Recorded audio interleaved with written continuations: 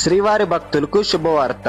జనవరి 25వ తేదీన తిరుమలలో రథసప్తమి జరగనుంది. ఒకే రోజు స్వామివారిని 7 వాహనాల మీద దర్శించుకునే శుభ తరుణం ఇది. మినీ బ్రహ్మోత్సవంగా పిలువబడే ఈ రోజున 7 వాహనాల్లో భక్తులకు దర్శనమన్నారు శ్రీ మలయప్ప స్వామి. ఈ పండుగ తెల్లవారుజామున 5 గంటల నుంచి రాత్రి 9 గంటల వరకు జరుగుతుంది. ఇక వాహన సేవల విషయానికి వస్తే తెల్లవారుజామున 5:30 నుంచి 8 గంటల వరకు సూర్యప్రభ వాహనం, ఉదయం 9 గంటల నుంచి 10 గంటల వరకు చిన్నశేష వాహనం, ఉదయం 11 గంటల నుంచి 12 గంటల వరకు గరుడు వాహనం, మధ్యాహ్నం 1 గంట నుంచి 2 గంటల వరకు హనుమంత వాహనం, మధ్యాహ్నం 2 గంటల నుంచి 3 గంటల వరకు చక్ర స్నానం, సాయంత్రం 4 గంటల నుంచి 5 గంటల వరకు కల్పవృక్ష వాహనం, సాయంత్రం 6 గంటల నుంచి 7 గంటల వరకు సర్వభూపాల వాహనం, రాత్రి 8 గంటల నుంచి 9 గంటల వరకు చంద్రప్రభ వాహనం. ముఖ్య గమనిక ఏంటంటే ఈ పర్వదినం కారణంగా ఆలయంలో నిర్వహించే కళ్యాణోత్సవం, ఊంజల సేవ, ఆర్జిత బ్రహ్మోత్సవం, సహస్ర దీపాలంకార సేవలను టీటీడీ రద్దు చేసింది.